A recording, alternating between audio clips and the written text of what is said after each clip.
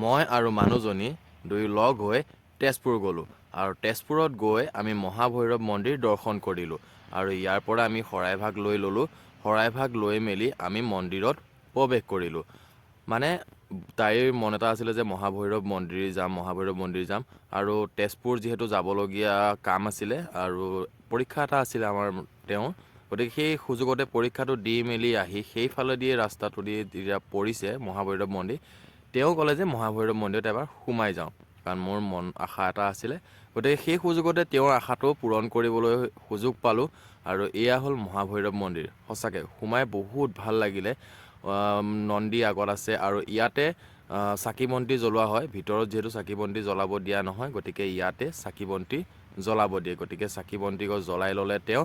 তাৰপিছত আমি ভিতৰলৈ প্ৰৱেশ কৰিলোঁ। ভিতৰত কেমেৰা কৰিব নিদিয়ে, গতিকে আমি এইখিনিতে কেমেৰাকণ কৰিলোঁ। খুব এটা ধুনীয়া লগা ভাল লগা এটা পৰিৱেশ পালোঁ আৰু মন্দিৰৰ পৰা আমি সেয়া কৰি মেলি আমি বাহিৰলৈ এতিয়া ওলাই আহিলোঁ। প্ৰসাদ একদম পূৰা খাই ল'লোঁ, মানে মিঠাই দিছিলোঁ। খাই লৈ আমি দুয়ো এতিয়া ওলাই আহিছোঁ। ওলাই আহি অলপ ফটো চটো উঠিম বুলি ভাবিছোঁ। এয়া হ'ল নন্দীভাগ, যি আপোনালোকে প্ৰথমে সোমাই দেখিব আৰু প্ৰথমে গেটৰ সন্মুখতে এই শিৱভাগ পাব। একদম ওখকৈ একদম ডাঙৰকৈ বনাই থোৱা আছে, দেখিবলৈ খুব ধুনীয়া লাগে। সঁচাকৈ মানে সোমোৱা নাছিলোঁ আগতে, সেইফালেদি ৰাস্তাটোদি বহুবাৰ অহা যোৱা কৰিছিলোঁ, কিন্তু সোমোৱা হোৱা নাছিলে। কিন্তু এইবাৰ মানুহগৰাকীৰ সুযোগতে সোমাব পালোঁ, মানে কি তেওঁ ক'লে যেতিয়া সোমাই যাওঁ, গতিকে সেই তেওঁৰ সুযোগতে সোমাব পালোঁ। খুব এটা ভাল লগা এটা পৰিৱেশ। তাৰপিছত আমি আহিলোঁ, সেৱা চেৱা কৰি মেলি তাৰপিছত আমি গুচি আহিলোঁ। মানে বেছি দেৰি নকৰিলোঁ তাত, মানে অলপ সময় আমি সেৱা কৰিছোঁ আৰু এখন দুখন ফটো উঠি আমি তেজপুৰৰ পৰা আমি ৰাওনা কৰিলোঁ শহুৰ দেউতাৰ ঘৰ। আৰু সেনেকৈ খুব কুঁৱলী আছিলে, খুব ঠাণ্ডা। একদম পাপা মাক কৈ থৈছোঁ বোলো একদম জুই একুৰা ধৰি থওক, যাতে একদম গৈ মানে হাতটো সেকিব পাৰোঁ, কাৰণ সেইদিনাখন ৰ'দেই নাছিলে। একদম আহিয়ে খালি জুইৰ ওচৰত বহি দিয়াৰ পিছত একদম দেহটো একদম সান্তনা পৰি গৈছে। এনেকুৱা কুঁৱলী একো দেখা নাপায়, এইকেইদিন বহুত কুঁৱলী পৰিছে। তাৰপিছত আহি আমি উপস্থিত হ'লোঁ নেহেৰুবালি, নগাঁও নেহেৰুবালিত ভোগালী উৎসৱত।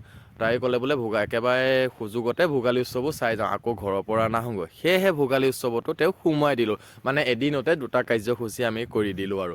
সেয়া ভোগালী মেলা নগাঁও নেহেৰুবালিত। খুব ভাল লগা এটা পৰিৱেশ, একদম পূৰা মানুহে ভৰি আছে। সঁচাকৈ মানে ভোগালী উৎসৱ চাই খুব ভাল লাগে। তাত বিভিন্ন ধৰণৰ বস্তু দেখুওৱা যায়, কিন্তু ভোগালী উৎসৱ পাতিব লাগে, কিন্তু তাত মেলা পাতিব নালাগে, সেইটো ময়ো কওঁ। আৰু বেলেগে কি কয় নাজানো, কিন্তু মই ভোগালী উৎসৱ পতাটোহে বিচাৰোঁ, তাত মেলা হোৱাটো নিবিচাৰোঁ। আৰু ইয়াক সোমাই আহি আপুনি দেখিব একদম নৰা দি বনাই থৈছে দুটা মহ, একদম মহৰ যুঁজ, কাৰণ মাঘ বিহু হ'লে মহ যুঁজটো বহুত ইম্পৰ্টেণ্ট। আৰু এনেকৈ ঘৰ বনাই থৈছে, এইটো ডিমা হাছাও ঘৰ, কাৰ্বি গৃহ, মানে ইয়াৰ সকলোবোৰ নৰা দি বনাই থৈছে। কাৰ্বি গৃহ সেইটো দেখিলে। তাৰপিছত এয়া হ'ল আপোনাৰ অসমীয়া গৃহ, মানে আগৰ যিটো খেৰেদি বনোৱা ঘৰবিলাক, সেইটো এনেকৈ তেওঁলোকে স্থাপন কৰিছে। আৰু এইটো হ'ল আপোনাৰ মেজি ঘৰ, এইটো মেজি ঘৰ। খুব এটা ধুনীয়া লাগে, একদম ধুনীয়াকৈ বনাইছে। আৰু মানে মেজি ঘৰ বুলি কওঁ, কিন্তু ভেলাঘৰ বুলিও কয়। ওখকৈ একদম ধুনীয়াকৈ বনাই থৈ দিছে। তাৰপিছত এইটো এটা জুপুৰি ঘৰ টাইপৰ, মই মানে হেৰি নামটো দেখা নাপালোঁ, একদম জুপুৰি ঘৰ টাইপৰ। এইটো হ'ল মিচিং ঘৰ। তেনেকৈ বিভিন্ন ঘৰ বনাই থৈ দিছে, খুব এটা ধুনীয়া লগা দেখিবলৈ। আৰু একদম পূৰা কাপোৰ কানিৰ পৰা গহনা গাঁঠিৰ পৰা একেবাৰে ভৰি পৰিছে।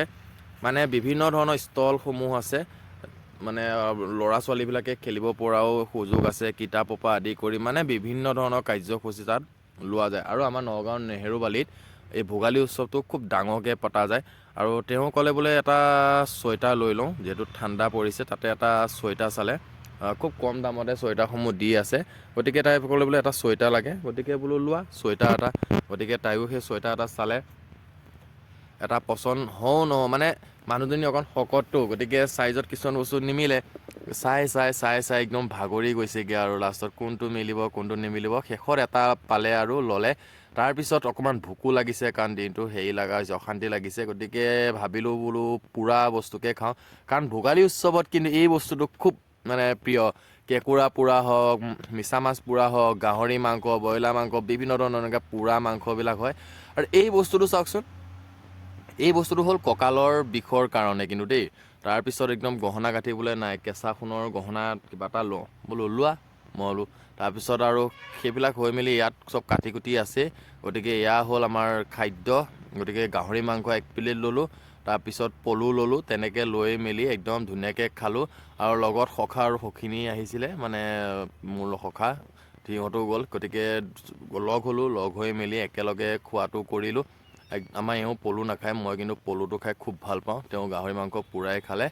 তাৰপিছত বজাৰ চজাৰ ইটো সিটো কৰি মেলি ফটো চটো উঠি মেলি তাৰপিছত আমি বোলো সময়ো যিহেতু হৈ গৈছে, বোলো ব'লা আৰু যাওঁ। একদম পূৰা মানুহে একদম ভিৰ কৰি দিছে।